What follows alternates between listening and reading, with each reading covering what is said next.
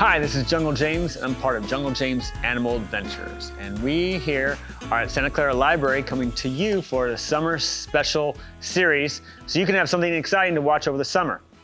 What we do is we see animals from all over the world, but the special kinds of animals. We specialize in reptiles, amphibians, and insects. And today, what we're going to focus on is reptiles. We're going to delve into the world of reptiles and really find out what makes them so very, very cool, because they're a very misunderstood group of animals, okay?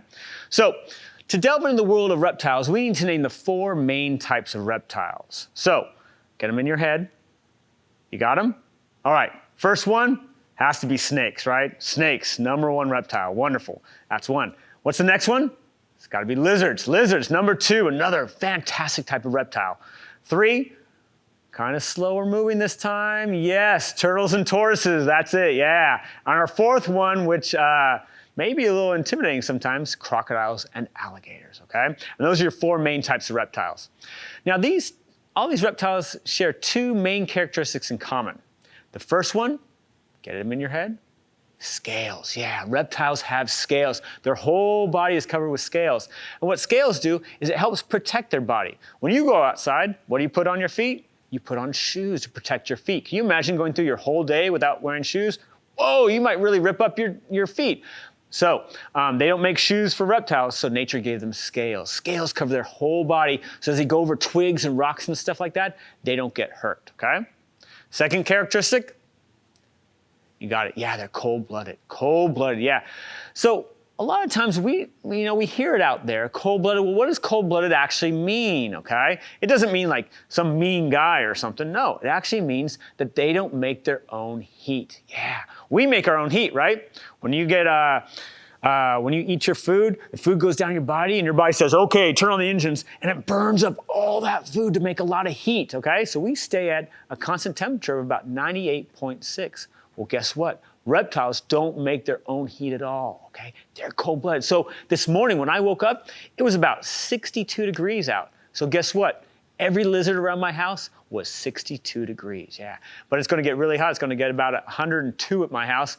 And so if the lizards are out during the day, they're gonna be almost 100 degrees, yeah, 102 degrees. So that's what it means to be cold-blooded, is they don't make their own heat, okay?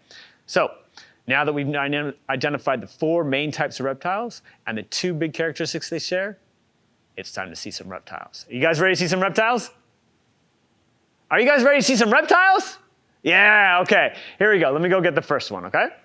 Okay, wow. Well, for our first place, we have to go all the way to Australia, the land down under. So many cool animals come from Australia. It's amazing, all right? So what have we got here? Take a look real quick. Let me come up a little bit closer. Yeah. Has everybody figured out what this is? Yep, it's a type of dragon. You're right. It's a bearded dragon, okay? Can you see these? Can you kind of see these spikes right on her throat? Yeah. Does that look like your dad when he doesn't shave in a couple days? Looks kind of scruffy looking, right? Yeah. Well, that's where they got their name, bearded dragon, okay? Her name is Flo. Can everybody say hi, Flo? Wonderful, yeah. Let me see if she can say hi. Let's see. Flo, can you say hi? Oh, hold on. Say hi. Hi, guys. How's it going? Yeah, so she can say hi, too. So that's how they got the bearded part of their name. Now, dragon part actually comes from their personality. So let's say that Flo's having a normal bearded dragon kind of day. She wakes up and stretches a little bit, and then she's going to sit out in that sun, because remember, reptiles don't make their own heat. They have to absorb it, okay? So when she's nice and warm, oh, now her body can get going. She can go out and catch beetles and grasshoppers and have so many cool adventures during the day, right? Well, then all of a sudden, a wild dog, a dingo comes up to her and she can't get away. Well, she's got to try and defend herself the best way she can. So what she'll do is she'll puff up that throat, like 2 times the size, and she'll turn it jet black as you can think, right? Yeah, so really, really dark, okay? And then what she'll do is she'll look straight at that dingo right in the face and she'll go, as big as she can. And so when people first saw that, they said, wow, it looks like she's trying to breathe fire. But of course she can't breathe fire. You guys know that, right? Yeah, she can't really breathe fire, but it looked like she was trying to. So they nicknamed her a dragon, and the nickname stuck, okay? Now I like her because she has all these amazing scales on the side. Can you see these kind of spiky scales right on the side right there? Yeah. Well, we're going to learn today that they're actually not as spiky as they look. These guys are flexible spikes. Yeah, they're meant to look dangerous. Kind of like, have you guys ever seen like a cactus in the desert and it's got those spikes on it? Are you going to run up and grab that cactus? No way. Those spikes might stab your skin or something, and it looks like it could hurt you. And that's what she wants to look like too. By having these spikes on the side, she looks spiky and dangerous. So animals, when they look at her, they go, ooh, you're covered in spikes. Do I want to eat that? And when the animal takes that split second to think about it, that's her chance to get away. Boom, she runs off and she's escaped another predator. And it's because she looks like she's unappetizing, okay? Fantastic. All right, let's all say goodbye to Flo. Say bye, Flo. Bye, Flo. Great. Wonderful.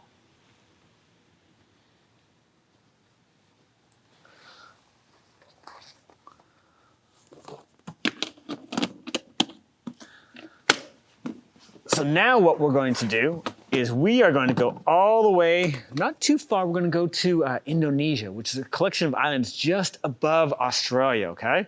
So when we go to Indonesia, we're going to be right where the equator is. So the equator, there's going to be a lot of moisture, a lot of warmth, very different than the deserts of Australia. So we're going to see a little bit different kind of animal now, okay?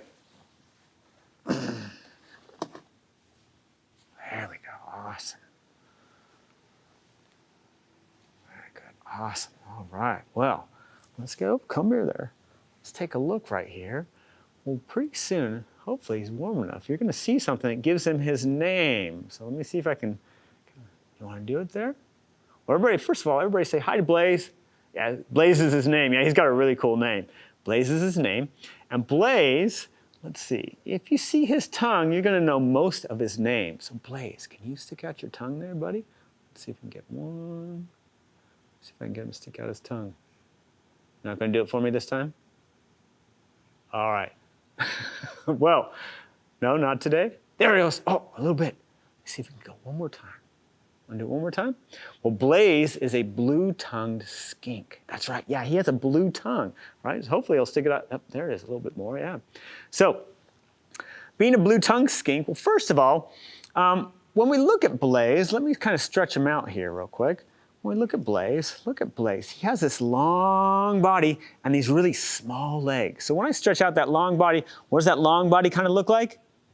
Yeah, it looks like a snake. Yeah, and that's what he wants you to think, because most snakes in Indonesia are venomous. Yeah, animals stay away from snakes because they could die from their bite, right? So if he can look like a snake, animals will want to stay away from him too. And that's exactly what he wants. He doesn't want to be bothered by a bunch of animals and stuff like that. So he wants to look like a snake. Now, not only does he look like a snake, he will move like a snake, okay?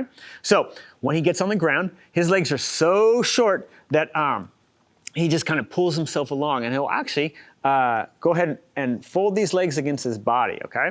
Let's go down to the ground and actually see kind of how he moves a little bit, okay?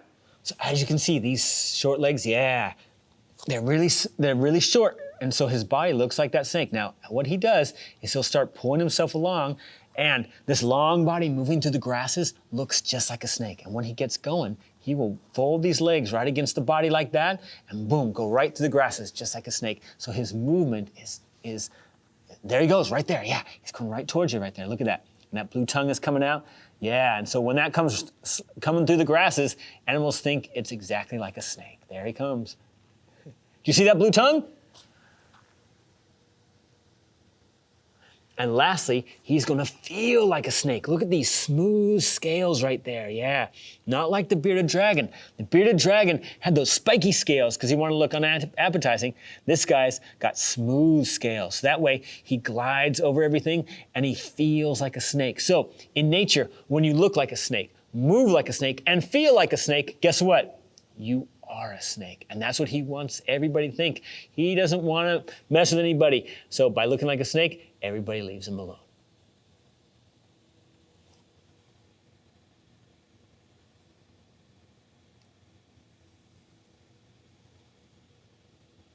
Looking like a snake is his first line of defense. Well, if that doesn't work, he's got a second line of defense, and that's that bright blue tongue. And that's because in nature, bright colors mean I'm dangerous. Have you guys ever heard of poison dart frogs? Okay, yeah, some of you have. Yeah, poison dart frogs. Now, they're the most amazing colors you've ever seen. They're bright blues and greens and yellows and reds and oranges. And that bright color means leave me alone. And all the animals in the jungle know if I eat a poison dart frog, I might get sick and die. So that's what this guy does. So as he's going through the jungle and a predator comes up to him and he can't get away, he looks that predator straight in the face, just like I'm looking at you, and he goes, and he holds that tongue out, and they see that blue tongue, and they go, whoa, man, you might be dangerous. I'm gonna leave you alone. And that's how he gets by, is that blue tongue means leave me alone. Yep, and that's why he has that blue tongue skink, yeah. Now, wouldn't that be pretty cool if you could do that too? What if your tongue was blue? Say you were walking down the street, and some big kids or something were coming near you, and they look kind of scary or something, like, hey kid, how you doing? And all you had to do was stick out your tongue. And they go, oh, okay, I'll leave you alone. Wouldn't that be amazing? I think that'd be amazing. And that's what this lizard gets to do. Just by sticking out his tongue, animals leave him alone. Yeah, now here's the kicker. Is he a snake? No. Is he venomous? No. He uses all that as a way of mimicry. He mimics other things so that animals leave him alone. And that's how this guy survives in the wild. It's pretty amazing.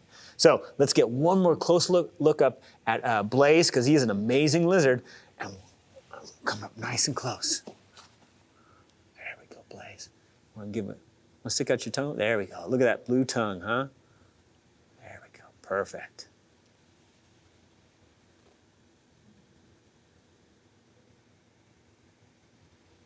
All right, let's say goodbye to Blaze. Bye, Blaze. Fantastic. All right, so next up, we're gonna leave Indonesia and we're gonna go across the world all the way to the Amazon rainforest, the largest rainforest in the world, okay? So many cool animals come from that area. So let's go see what we can find in the Amazon rainforest, okay? All right. Now for this one, we're not really gonna look in the trees, we're not gonna really look in the water, we're gonna look right on the land, because that's where these guys come from. And I think most everybody's gonna like these, all right? Here we go. All right. There we go. All right, so, has everybody figured out what these guys are? Well, those of you who said turtles, not turtles, close relative, they're called, yes, tortoises. That's right, these are cherryfoot or redfoot tortoises, okay? And there is a difference, and today we're gonna make sure that every one of you knows the difference between a turtle and a tortoise, okay? First of all, let's meet our tortoises.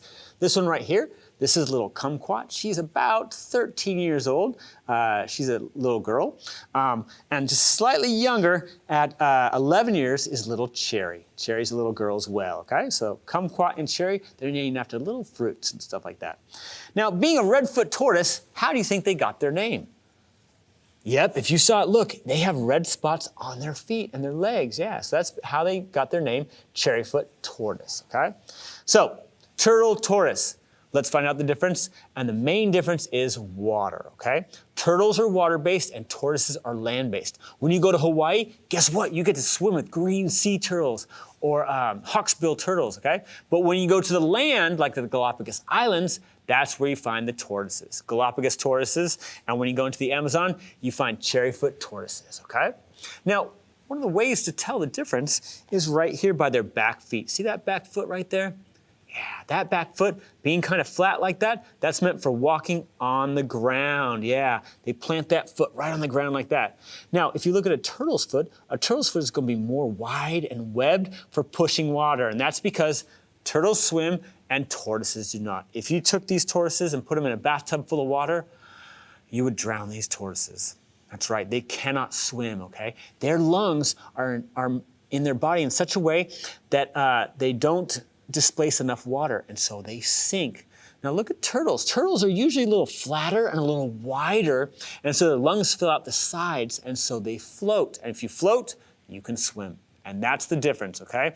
Turtles can float and swim, and tortoises cannot. These are land animals only, okay? Now, these guys are herbivores. Everybody know what an herbivore is? That's right, they eat plants, okay? So they don't need any meat, okay? They they have to eat their green leafy vegetables, kind of like you guys. You gotta eat your green leafy vegetables for being healthy, but they like their fruits too. Who here likes apples? Raise your hand.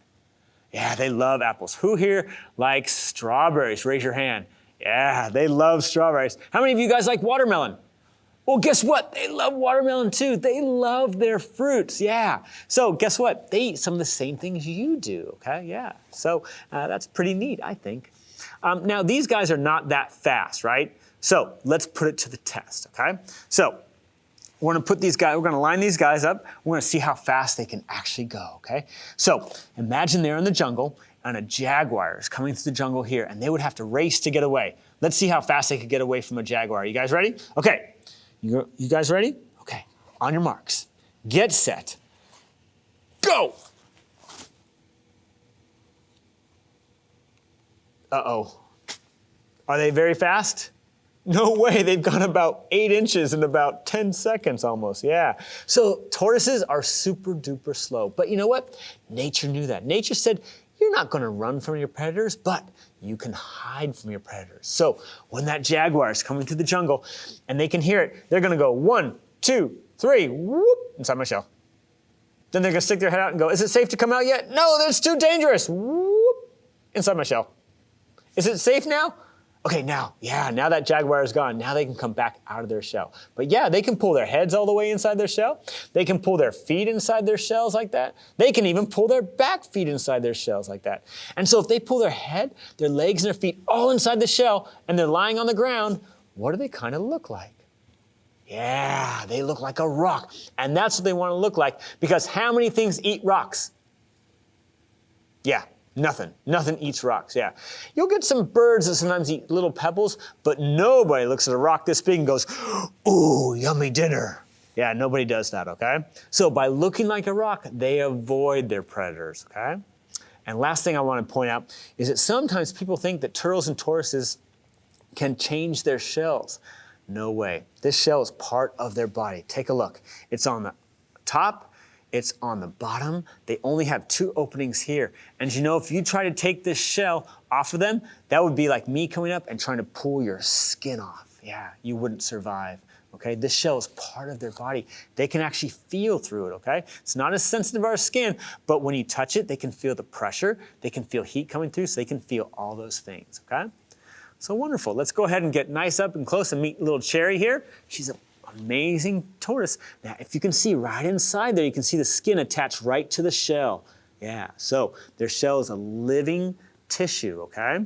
So, and it grows with them. So when they're small, the shell is small, and when they get nice and old, the shell is also nice and big, okay? So they live all their life with the same shell, okay? Okay. Say hi one more time.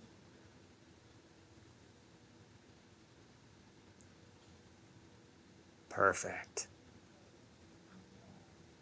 All right. Well, let's go ahead and say goodbye to little Cherry and little Kumquat, all right? Bye, you guys. All right. Fantastic. So we're off on to our next place. So let's leave the Amazon rainforest, and we're gonna go all the way to Africa now. Yeah, so many cool animals from Africa. And that's kind of where you think of jungle animals. You've got your elephants, you've got your zebras, you've got your lions, you've got all those things that we think of, but they have really cool animals there too. So let's go just on the east side of Africa and let's see our first animal there. Yeah, very cool. So we've gone down to East Africa, places like Kenya and Tanzania, and we've found a type of python, okay? Yeah, now not all pythons get humongous, okay? This is a ball python, and his name is Titus. Everybody say, hi, Titus. Good, yeah. He'd wave, but he doesn't have hands, okay? So yeah, so Titus is a ball python. Doesn't get super huge, okay? Gets between 4 and 5 feet long, okay? Now there are some pythons that stay small. I have a children's python from Australia. It only gets 2 feet long. And then I also have a reticulated python. They can get up to 26 feet long, okay? So pythons vary in size depending on the species, and you have to know which species, okay? And this is a ball python, okay?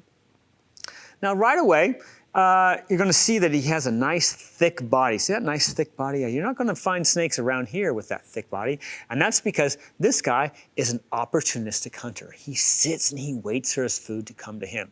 So let's see how this snake hunts, okay? So let's say Tyus here finds say my body's like a tree stump on the ground. He goes, you know what? I think there's gonna be some rats that come by here. So he's gonna curl up next to that tree stump and he's gonna sit here for 2 days, for 3 days, for 4 days. And maybe on the 5th day, a rat comes by and he's walking around the stump and Tyus can sense where he is. He locates where he is, he waits and boom, he grabs him, constricts him, swallows him, and eats him. And guess what? He's done hunting, that was it. And I know it sounds kind of lazy, right? But he's what we call an opportunistic hunter.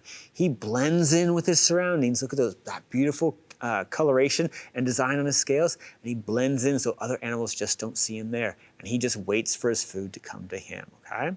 Yeah. Now let's get up close. One of his special features is right under his nose, right here, right on his upper lip. If you can see, he has little holes there. Can you see those little holes right there? Those little holes are called heat pits. And those heat pits can sense down to a 0.3 degree change in temperature, okay? That's right. So if the temperature changes from 60 to 60.3, he can sense that. And what he'll do is, as he senses the heat, I'm gonna pull him back now, he's gonna pull back. Oh, perfect, he stayed. Let me see, one more time. And when he can sense that, so he can hunt in complete darkness. So imagine you're in the jungle at midnight when there's no light at all, okay?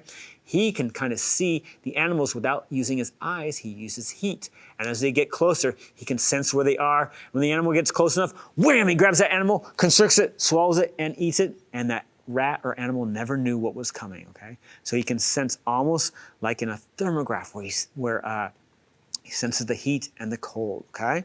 So yeah. Now a lot of people, they worry about putting a python around your neck. So, well, I'm here to tell you, because they think that it's gonna constrict them. Well, I'm here to tell you that's 100% false. That's not how it works. So let's find out what's working here, okay? Right now, my body, again, is like a tree. Here's my trunk, these are my branches, and Tyus is climbing a tree. How many of you guys like to climb trees? Raise your hand. I do, I still climb trees, yeah. Now, when you climb a tree and you let go, what happens? That's right, you fall. Well, guess what? Does Tyus have any arms or legs to hold on with? No, so he has to use his body to hold on. And that's what he's doing right now. He's holding on to my neck a little bit. He's coming back and counter levering and working around my hat because he loves to climb, but he doesn't have any arms or legs, so he uses his body, okay? Yeah. And that's what he's doing. If at any point you don't like him climbing around here, you say, Tyus, you know what? I don't like how you're holding on. And you move the snake. Watch this. Hold on. There we go. And we move him down. We say, come climb back up here. Yeah. So if he ever gets tight too, you can say, you know what, Tyus? That's a little tight. Because remember, all he's doing is holding on. He's not constricting right now. He's just holding on. Now, if he did want to constrict, here's how it happens, okay? Snakes like pythons and boas use constriction to get their food. Yeah, that's how they get their food. So if he's going to constrict you, he must be hungry. And if he's hungry, that means he has to bite first. And that's what starts a constriction, is the snake looks around and says, oh, your food. He bites first to pull you into his body, to wrap around, to squeeze, to kill, to eat. And that's how it happens, okay? So if Tyus doesn't bite me, it's not going to be constriction. At any point, I can just move the snake. Again, I can say, you know what, Tyus? That's a little tight. And I can move him around. There we go. See that? Yeah. Until he finds a comfy spot. And once he's nice and comfy and I'm comfy, we can just kind of hang out together. And that's all he's doing is just hanging on, okay? So that's the difference between a hold and a constriction, okay? So let's go ahead and tie this up a little close up one more time. Here we go. Come here, big guy. There we go. Awesome. There we go. Watch as his tongue comes out. Does everybody know what he's doing when his tongue comes out? You think you got it? Yeah, he's smelling, that's right, yeah. Snakes smell using their tongue. They don't smell with their tongue. Their nerves for smelling are up on the roof of their mouth, way up here. So when he sticks his tongue out, he's grabbing little molecules out of the air, pulling them into his mouth to touch the nerves on the roof of his mouth. And that's how he smells, okay? So he smells using his tongue, okay? And guess what? He usually smells almost all the time when he's awake. And that's the way you can actually tell if a snake is asleep or not, okay? Because they don't have eyelids, they never blink, so never get into a staring contest with them because you'll lose, okay? But when they stick their tongue out, that means they're active. When they sleep, that's when they stop sticking their tongue out, okay? So that's kind of a way you can see if the snake is awake or asleep, okay? So wonderful. Okay, One more nice close-up there. Awesome. There's a good one, yeah.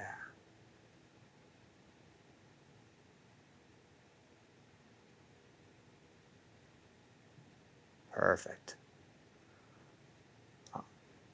All right, let's go ahead and say goodbye to Titus. Everybody, bye, Titus. Wonderful. All right, bye, Titus. All right. For our last animal today, we have to go all the way to Asia now. Yeah, we've been to Indonesia, which is what they kind of consider the island part of Asia. But let's go to mainland Asia. We're going to go to places like Vietnam and Thailand and Cambodia and maybe a little bit of India, right there in that southeastern Asian peninsula, okay? And when we do that, we're going to go right on the ground. We're not going to really go in the trees for this one as well. We're going to go on the ground. Many times it can be in the water too. So let me make sure that she's ready to come on out here. Hold on one sec. Are you ready? There we go. Oh yeah, she's ready. Here we go. All right. Let's meet our last animal for today. Oh, she's nice and warm. Here we go. Whoa. There we go. Whoa. Wow. There we go, huh? Wonderful. So, we've gone to Southeast Asia and we found another type of python. Remember I told you a little earlier, pythons come in all different sizes? Well, this is the bigger size, okay? Yeah. This is Big Bertha. Big Bertha is an albino Burmese python, okay? Yeah, so she's about 9.5 feet long. And in February, she turned 4 years old, okay? So yeah, so she's a nice big snake. She's 4 years and a couple months now, okay? But she's already over 9.5 feet long. She weighs about 63 pounds, okay? So she has a nice weight to her. Now, when she becomes an adult, she'll reach an adult size probably in the next 4 or 5 years, and she'll be about 13, 14, 15 feet long and weigh close to 100 pounds, okay? So these are big snakes. These are your big snakes, okay? So yeah. Now she too, as you see that tongue coming up, yep, she's smelling as well. She's gonna smell stuff like that. Now, being a bigger type of snake like this, she's going to eat bigger things, right? If she tried to eat a mouse or something, that's like you eating some little bits of rice and being okay, right? That's not enough food for you, okay? So she's going to eat bigger things, okay? So right now, she's going to eat big rats right now. She could eat probably something equivalent to like a small cat or a small dog. And then when she gets really big, she'll eat things usually up to 10 to 20 pounds, okay? So you're talking raccoons, medium-sized dogs, that kind of size, okay? And I know it's amazing how you look at her head and you go, well, how would that head swallow like kind of a medium-sized cat right now? Well, guess what? They have a special jaw, okay? And that special jaw has 3 ways of doing it, okay? So first of all is our jaw. Everybody open your mouth real quick. Yeah, now your mouth only opens so big, right? And that's because you have a locked jaw. Imagine your jaw opens like this, their jaw opens like this. Yeah, so it opens super wide, okay? Next, kind of close your mouth, kind of grit your teeth like you're chewing like some gum and squeezing harder, right? Well, you have some muscles right here, and those muscles kind of crush your food. Well, guess what? Snakes don't chew their food, so they have very weak muscles in their mouth, but they have long ligaments. So what happens is when they want to swallow, they open their mouth up really wide, and then they stretch those ligaments to stretch open, okay? And the last thing is, because we're on camera here, we might be able to see this. I'm going to show her the underside of her head right here. Let's see her, the underside of her head. You're going to see a little line right there. There's a little line, and that's an extra flap of skin right there. And that skin lets her open up her throat. So pull down on your throat right here. See, you have a little bit right there. Imagine if you could pull down like 2 or 3 inches. Whoa, she has super big, expansive skin there. So what happens? Let me just adjust her here real quick. So what happens is she opens her mouth super wide like that. She stretches her ligaments in her jaw and she opens up that skin. Now look how much that mouth can swallow now that everything is working together. And that's how that little head of the snake swallows such big things, okay? It's gonna come right up over my hat here. Here she is. Remember, she's just climbing around, so yeah. Well, wonderful. One thing about these snakes is they feel amazing, okay? So they have amazing scales. But remember, when you pet snakes, and a lot of times lizards too, you always want to pet towards the tail, okay? The scales flow down that way. And you want to for her too, because she has really thin scales. You know, if you pet her the wrong way, you might lift up her scale. And that doesn't feel good. That's like someone coming over and pulling your hair. Would you like someone to pull your hair? I don't, yeah. So she doesn't like it either. So when we pet snakes, we always pet down the body. That's the way that feels very good for them. And it feels good for you too. You can feel how soft and smooth they are. So let me bring her around and we're gonna get a nice close-up of her face because her face is amazing. You're gonna see those heat pits a little bit different than the ball python. Hers are bigger, okay? She really uses them. The pythons have big heat pits. So let me bring her around here. Come here, darling. Come right up close. Look at that snake head and that snake face. There we go.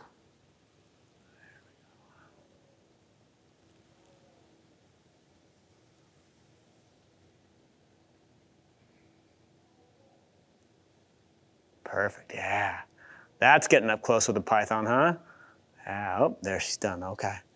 Wonderful, wow. Well, that's pretty much the end of our journey for today. We started out in Australia. We moved up into Indonesia. We moved all the way across the world to South America, over to Africa, and we last landed in Asia right here. So from Jungle James and the Santa Clara Libraries, we want to thank you for joining us for this wonderful reptile adventure. We hope that you learned a lot and hopefully have a new appreciation for reptiles, because you know what? Sometimes when animals are misunderstood, they can be kind of misnamed or not liked. And the more you understand about them, the more they get more cool and the world becomes a better place. So again, thanks so much for visiting us and have a great summer, okay? Bye-bye now.